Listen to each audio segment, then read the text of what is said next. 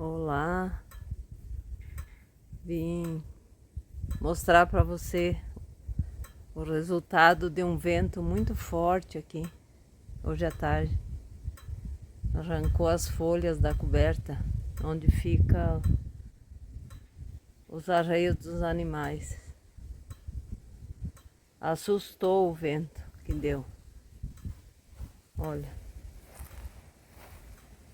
tá certo que é um eternite fino, mas arrancou até a ripa que estava pregada.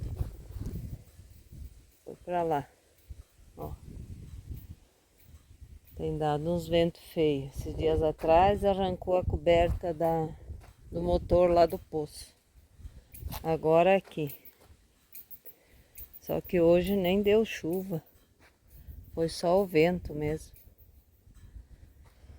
Isso que atrás fica esse outro galpão das máquinas. Mas assim mesmo ele veio por baixo e arrancou. E o tempo tá feio, ó. Deve chover para noite. Esses ventos têm dado um susto na gente, mas tudo nas mãos de Deus, né?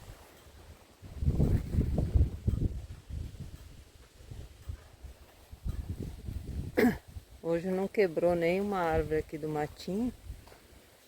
Os pés de manga que tá do outro lado torciam, de tão forte que foi o vento.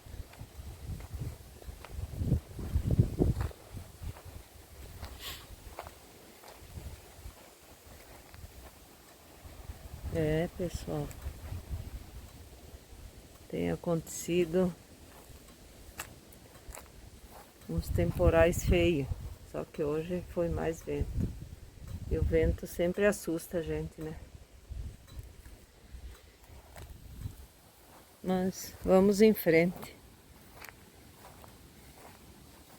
Um abraço a todos, fiquem com Deus, tudo de bom.